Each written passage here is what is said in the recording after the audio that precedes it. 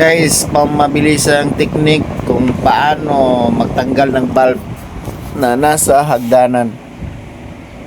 Dito mahirapan tayong akyatin na gumamit ng ladder kasi nasa hagdanan nga ito.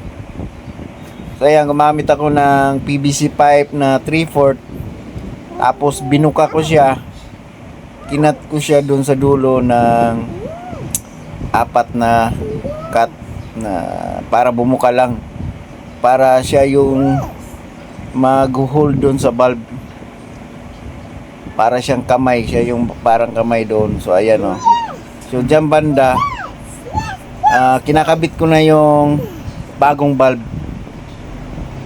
So ayan, kasi nga DIY lang siya, medyo hindi lang siya kumakapit ng maayos kasi pang madalian lang to, pang madali.